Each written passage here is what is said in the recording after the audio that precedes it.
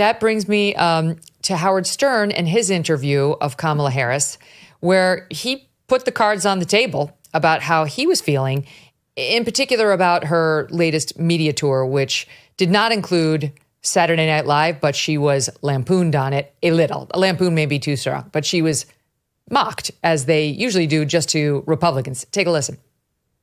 When you said you don't nap, I get it, because like what you've taken on is extraordinarily difficult. And I mean, do you feel the pressure of the moment in the sense that, like, when I met you out in the hall, I said, I'm really nervous because I want this to go well for you. I want it to go well for the country. Even when I watch them on Saturday Night Live with the where they have Maya Rudolph playing you, I hate it.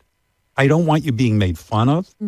There's too much at stake. I believe the entire future of this country right now, I mean, as America, land of the free, home of the brave, I think it's literally on the line. I agree with you. And when I see them, how did you react to the Saturday Night Live bit? Well, I just saw it, actually, and it was funny. I am a huge fan of Maya Rudolph's. I think she put a lot of time into doing the piece and the character.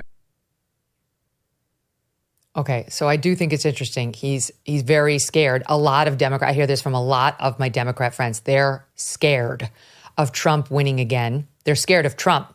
Republicans are scared about what's going to happen to the country if she wins again. But then back to Sean O'Brien, you got him talking about Trump like this. Listen to SOT 27. No other nominee in the race would have invited the Teamsters into this arena. Now, you can have whatever opinion you want, but one thing is clear. President Trump is a candidate who is not afraid of hearing from new, loud, and often critical voices. And I think we all can agree, whether people like him or they don't like him, in light of what happened to him on Saturday, he has proven to be one tough SOB.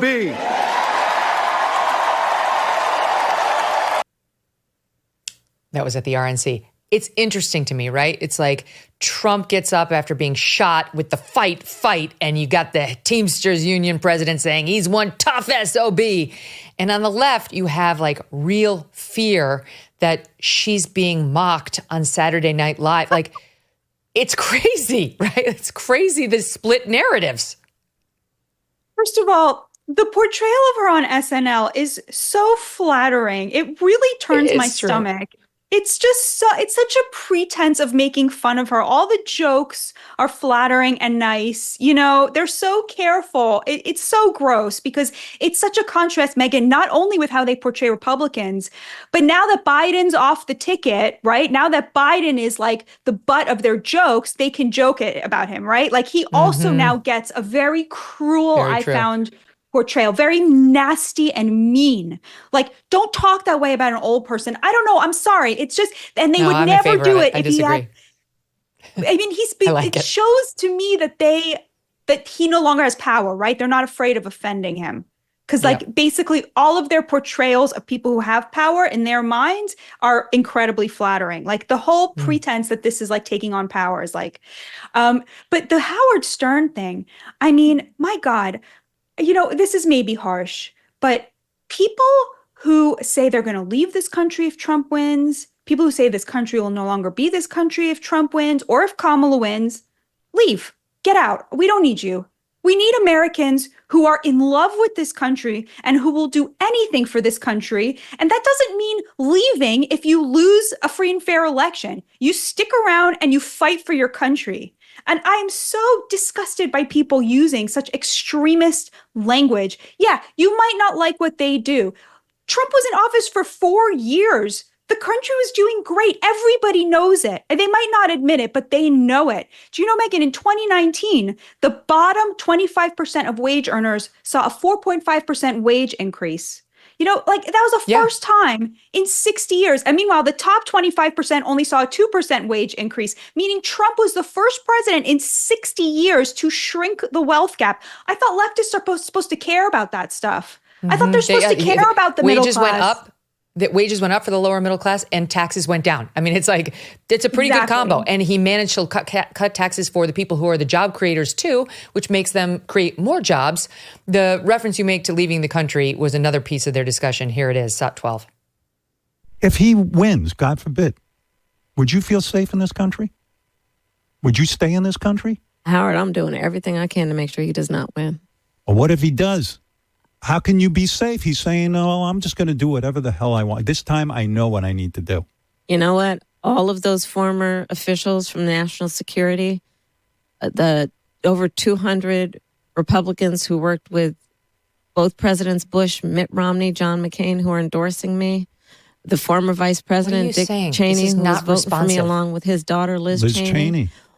We are building a coalition of people that are Republicans, independents, Democrats, libertarians, all stripes of Americans who are coming together to say, you know what? This election is about putting country before party, that this is about saying, do we want a president who's going to abide by the oath to support and defend the Constitution of the United States, or someone who is full-time engaged? But here's the thing, Batya, there's only one answer to that question from somebody who's asking us to make her commander-in-chief and president. Of course, I am not leaving the country. Right. Of course, I actually believe in America, and I'm not going anywhere. Trump already won once, was president for 4 years, and you know what happened? We won it. That's how she should have answered. We won it on the back end. And we've had 4 robust years, however she wants to spin her years as vice president and Biden's as president. And we will have another rough 4 if he wins, but we will be okay. She can't say that, given how they've worked so tirelessly to turn Trump into Hitler, a true existential threat to America. So she's got to keep it open. I might leave. It's so insane. You know, when he says, will you feel safe in America? Like, what does he imagine Trump is going to do to Kamala Harris? The DOJ. You know? We've seen them espouse this on her media tour. They're all worried that he's going to use the DOJ to go after his political enemies. Hello. Exactly. And as is always the case with Democrats, every accusation is a confession, right? Trump didn't do that to Hillary Clinton. He will not do it to Kamala Harris, but Joe Biden did it to Donald Trump, right? I mean, it's like they're pretending like, you know, he came up with this idea that has been used against him. It's so infuriating. If you're tired of those same old coffee offerings from those mega corporations pushing their woke agendas, listen up. It's time to take a stand and support a brand that truly embodies American values, Blackout Coffee. They stand with hardworking Americans who believe in family, faith, and freedom. They roast some of the most incredible coffee you will ever taste using only premium grade beans, roasted and shipped to you within 48 hours. And for the cold brew fans, Blackout Coffee is excited to announce the launch of their new 2 ready-to-drink cold brew coffee latte options. Don't settle for less. Make the switch to Blackout Coffee. Head over to blackoutcoffee.com/MK or use the code MK for 20% off your first order. That's blackoutcoffee.com/MK. The code is MK. Join the movement. Taste the difference. Remember, with every sip, you are supporting a brand that stands for America. Be awake, not woke. Thanks so much for watching. If you like what you just saw, hit the subscribe button for more clips and full episodes.